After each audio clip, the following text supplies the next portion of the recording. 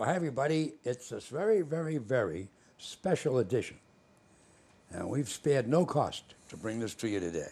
No, in all seriousness, as we've done these programs, myself and my good friend Richard Morchoe, he's mentioned 3 or 4 times that he spent an inordinate amount of time coming up with a plan to reorganize and restructure the Electoral College. Because we have a situation, and this election is a good example, this past one, where the person that got almost 3 million votes, 22.8 million votes more than the other candidate, the person who came in second won because of the way the Electoral College works out. And that was done originally so that states would have larger population, get more votes, et cetera, to balance it out. Having said that to you, Richard does not like that, thinks it's a terrible situation, and he's come up with the Morchoe Electoral College plan of the century. Thank you, Dick. Well, Dick, I first mentioned this to Dick when he exclaimed, well, the winner lost because the popular vote did not lead to the election. And that's understandable because we came together to build our Constitution as states. And people in the state thought of the states as their countries at one time. And they only wanted to give up so much to the government. And they did not want to give the power of a popular vote to everybody in the country because big states would dominate little states. So we occasionally see the anomaly of the loser winning or the winner losing, somebody getting more votes not becoming president.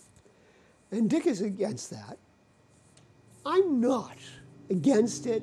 I'm not for it. I'm for a completely different system because I believe democracy demonstrably does not work as we know it. Can we make democracy work? I hope so.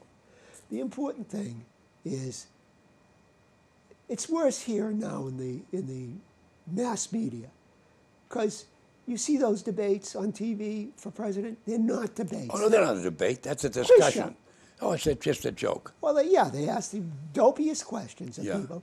In the last election, they wouldn't let the only person who had anything to say about foreign policy, Tulsi Gabbard, come on. You can think she's a nut if you want, but at least she was talking about it.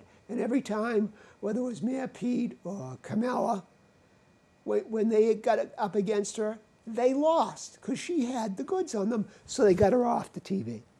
Don't let her in the debate. I was surprised we didn't have Alex Trebek running it saying, excuse me, Senator, could you phrase that in the form of a question? It was just so embarrassing a way to run for president. It's a quiz show. It's who's glib. That's not how it should be. So how do we elect a president? No. How do we select a president instead of electing? What can people do? I'm not smart enough to pick the head of neurosurgery at Mass General. I know that. But somehow I'm smart enough to pick the guy who runs the economy, who takes us into wars, who has his finger on the nuclear button. I'm smart enough to do that. Who has 20 other jobs. I'm smart enough to do that? I don't think so. I may be smarter than some of the people, but just by myself, no. In the aggregate, say what do you have, 60 million voters?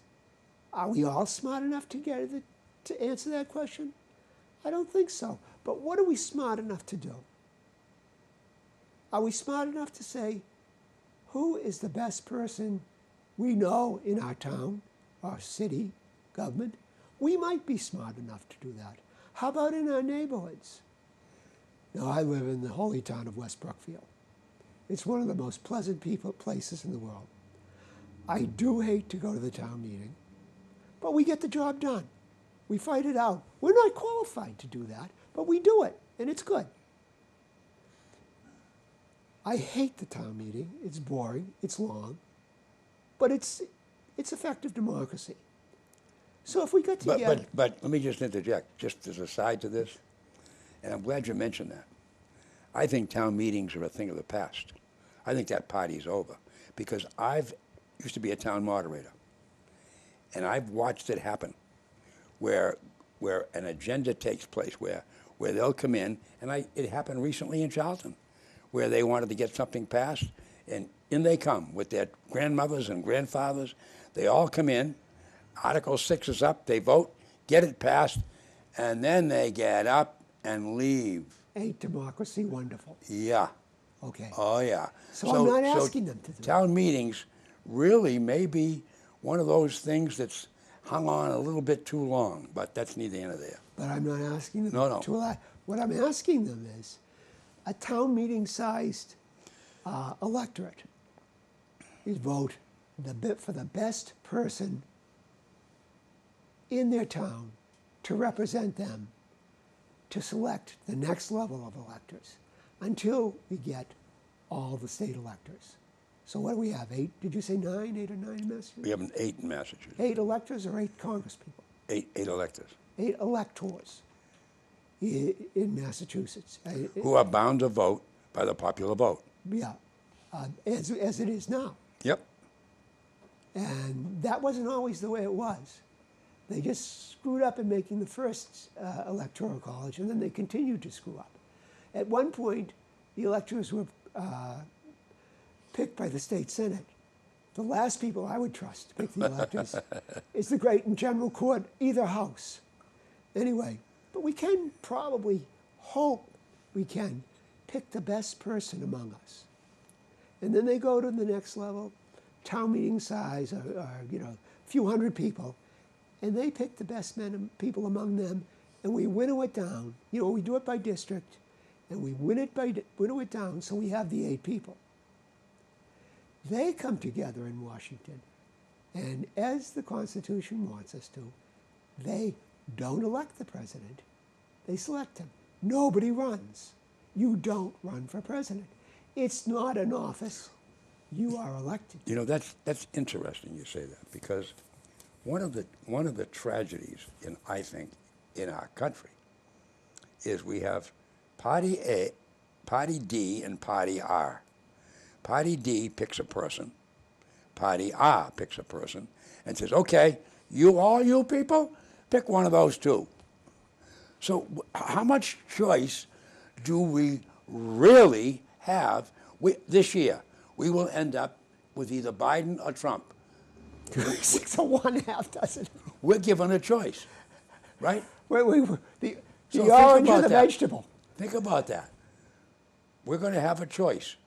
We're going to elect a president, but we're told we have this guy or that guy. Period.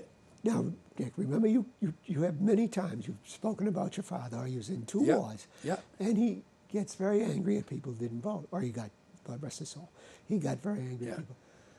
Now, we all know, if there were a line into a polling booth outside, if it went down the street, and I said to everybody, don't vote, I give you $1,000, who would turn me down? Because you're about 1/60 millionth of a vote if it were the popular vote. Who would turn me down? Please tell me who would.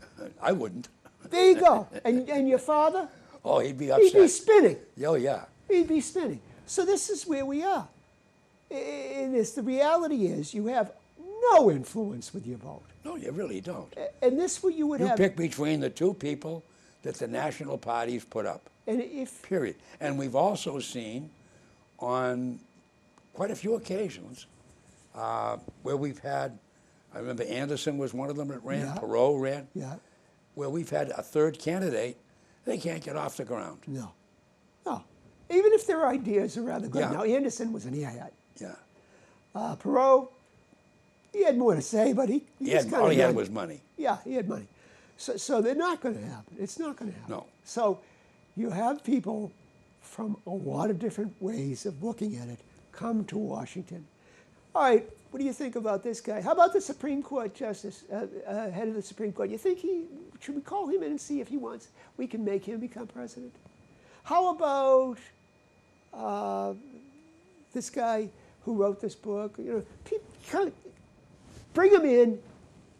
The electors talk to them, and they select them. Select one. Nobody runs, because running is so corrupt. Oh.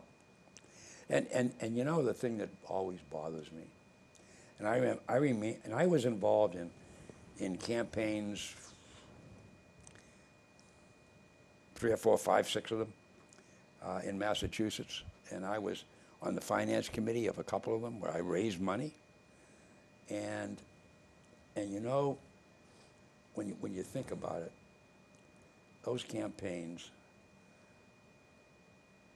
and the amount of money that we used to spend, when you think about the amount of money, going back to the 10 candidates or 12 candidates that started out for the Democratic Party nomination,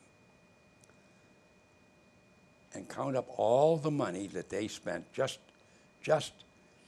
to get on the stage, never mind.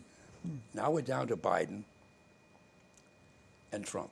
And what it's going to take between what Trump's going to spend, what Biden's going to spend, and then these guys that shoot in and give them $50 million, Yes. and make huge donations. And so we're going to end up spending probably half the national debt to elect a president. And we got kids in this country who haven't eaten today. We got people who haven't got a place to sleep. We got veterans on the sidewalk, sleeping under bridges. And we can spend $500 million to elect a president. And may I interject that my plan, we would not have corporate, we would not have money in the system. The money would go. No contributions. No contributions. You're doing it from the ground up. Yeah. So we've solved. When I ran for president, one of my slogans was, when I did my stump speech, was, I don't really need the money. What I need is votes. There you go. Okay? And I say to people, I don't need the money. I just need votes. And it's true. When my system comes to fruition, and I'm down in one of the electors down in Washington, I'm gonna bring Dick in to explain not why he should be president, but why he shouldn't be president. And I think he'll have a hard time. Let me say this to you, though. Take that concept. What's to prevent one of those people that you pick, who's a human being, and somebody comes along and says, hey, like the guy in line, you give him $1,000, will he vote? I'll give you $20,000 if you'll vote for Joe Smith, all right? And you go to enough people, because those same people who are willing to give Biden or Trump huge donations, and believe me, I could write a book about raising money for campaigns. I mean, I remember the funny part was, we would get, I think Massachusetts was $2,000. That's the most you could give a candidate, individual. And then what we would have is, we'd have these wealthy people who they'd give $2,000, the wife would give $2,000, and 3 of the kids would give $2,000. Well, that guy gave us $10,000. No matter how you look at it. Yeah. Even though there were individuals, it was a $10,000 donation from, Irving Smith, period. First of all, that $10,000, you bundle that correctly, it's legal. What the person who would be doing would be something illegal and thus prosecutable. Yeah. And that's, well, no, not as long as you got to prove they didn't come for his wife. You have to prove every crime. Yeah, but my point I'm Those making shoes is, are looking pretty nice there. Where did you get that on the? Well, here's the deal. And what used to be hysterical, we'd get a nice contribution. Let's say we got $2,000 from Richard Morchoe, who donated to the X committee. I'd be all like, "Whoa, great! We got a $2,000 check. Well, wonderful." And then, of course, we used to watch our opponents' donations. Guess who gave him $2,000? Morchoe. Of course. Okay. Yeah. So, and what happened when I started to see this? I sat down with the committee and I said, "Look, we're stupid." What do you mean? I says, do you know how many people out there will send us $10 and put a sign on the front lawn and actually vote for us? You think that guy that gave us $2,000 and he gave King $2,000 is going to vote for us? He probably won't even vote. Right. Yeah. He's going to be too busy that night having dinner. Sure. He got, he got something. He go on the opera. He ain't going to bother, And they look at me. Well, we started. So I finally got my way, and we sent out a little to every Democrat we could find. We asked them for $10. They laughed at me. You'd fall over if you saw the amount of dough that we got. Yeah. Because little Charlie down the street, he'll give you $10, and he'll put a sign on his front lawn, and he and his wife will give you a vote. And they couldn't believe it. The money kept rolling in, $10. We had 1,000, and they said, "Oh my God, why haven't we done this before?" Because you were too worried about getting the money from Irving Smith for $20,000 Right. or $10,000. You were all you cared about was that. And when I pointed out to you that he gave the same amount of money to your opponent, he almost fell over. You couldn't believe it. What? He plays both sides. He's got access to both governors, whoever wins. And I agree with you. The only defense I can say about an electoral system is, first of all, how many electors are 400 and something? Yeah. That's a lot easier to police than 60 million. And second, Well, would you still have one from each state, or would you have the multiples? electors, the same elector, the number of electors. Oh, same one would have. So Mass would have 8. Yeah. Michigan would And have they 16. meet together in Washington, D.C., and like the Vatican.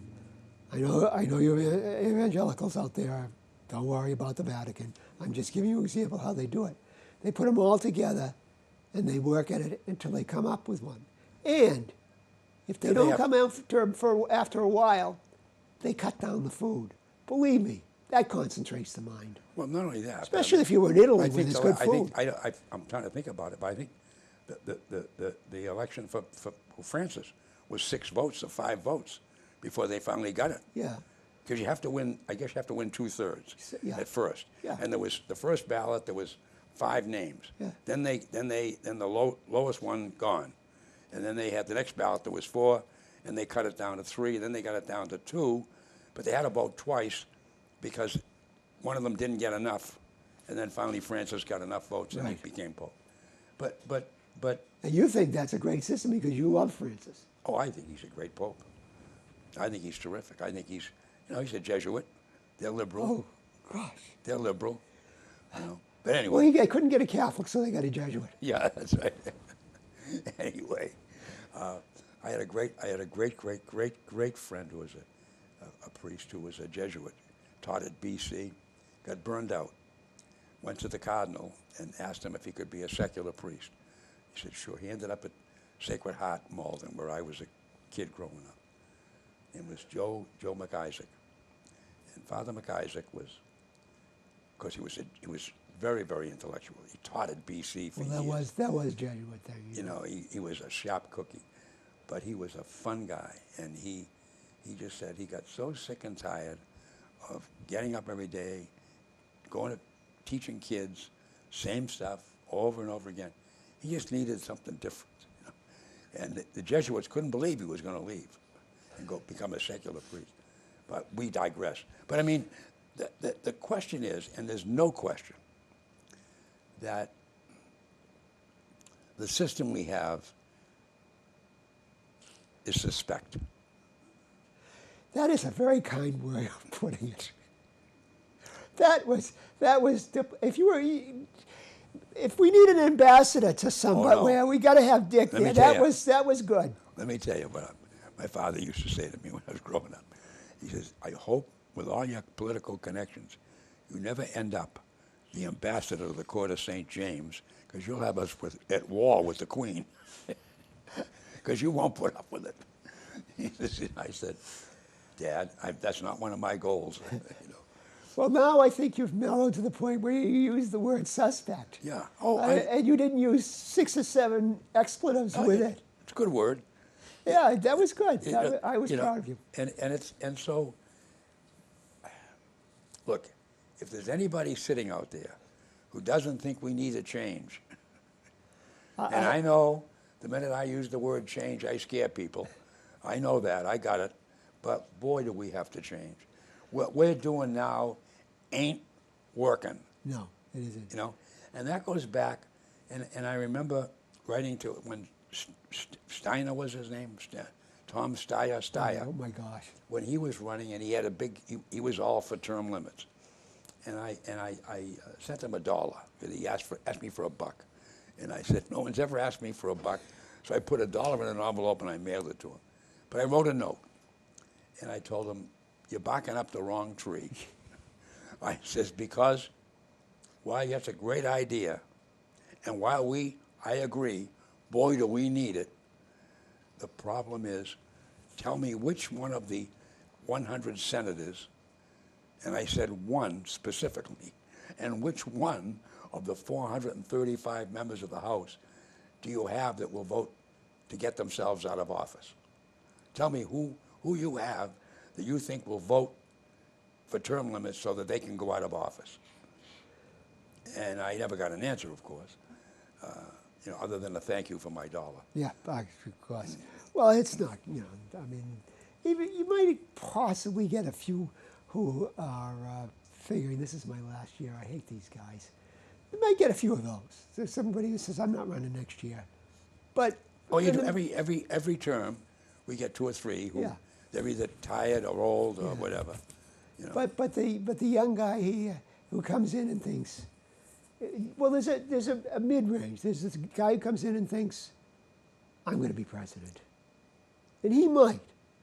But the mid-range of people who are there in their second term to just before their last term, ain't no way they're giving up nothing.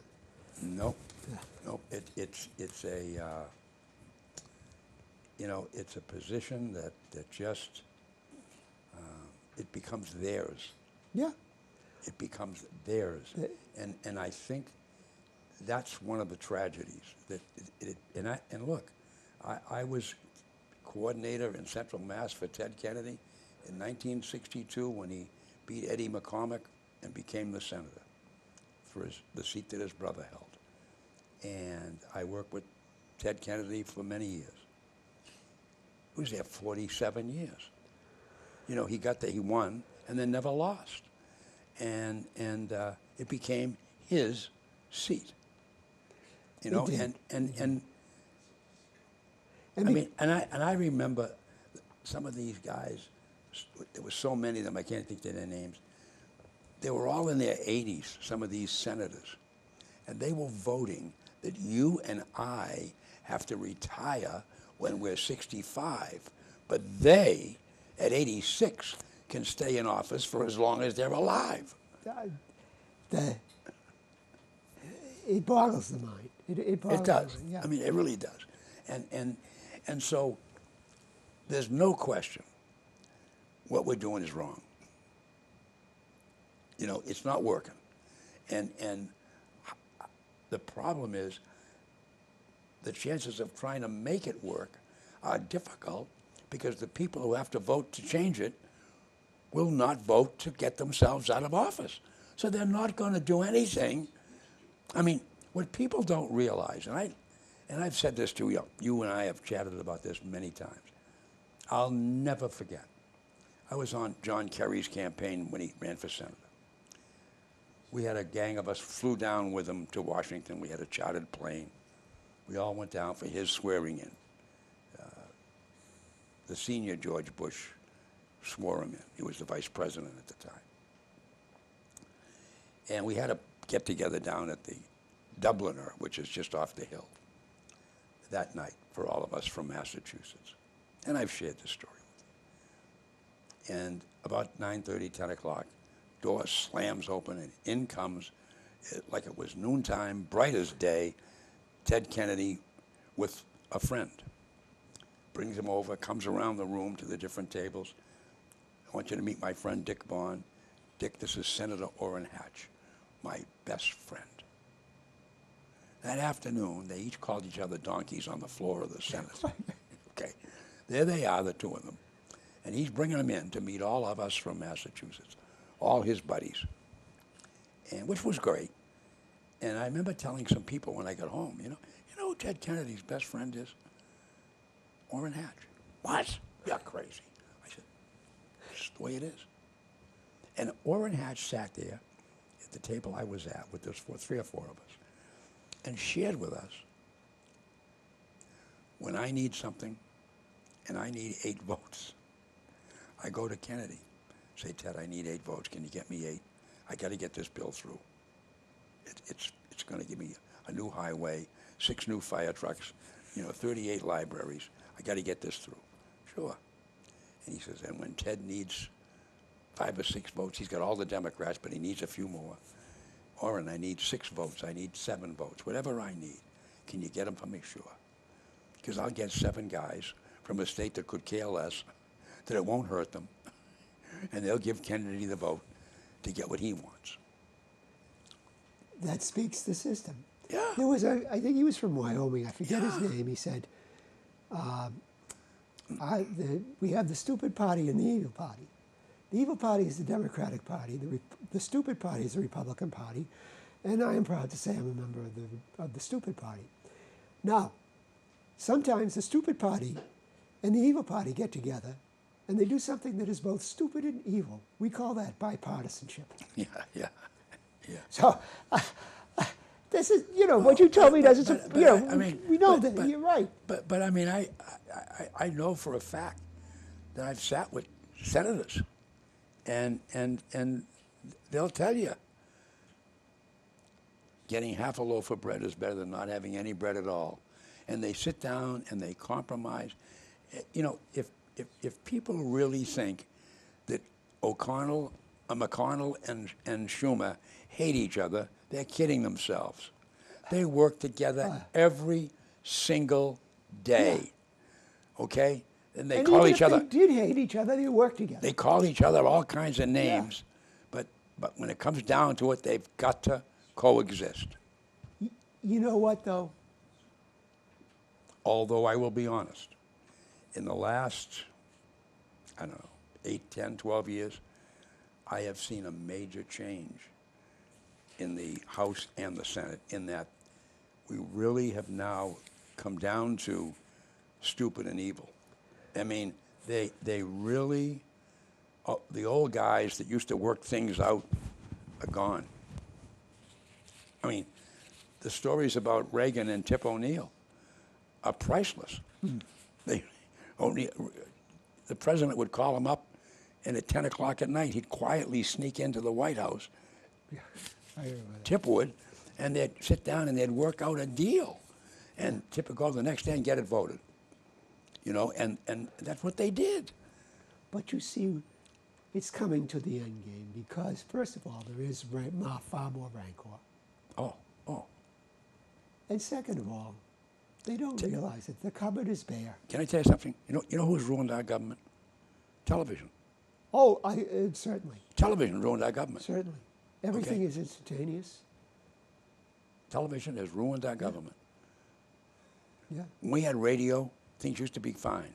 Now we got television. And I don't mean, I remember when we had 3 stations.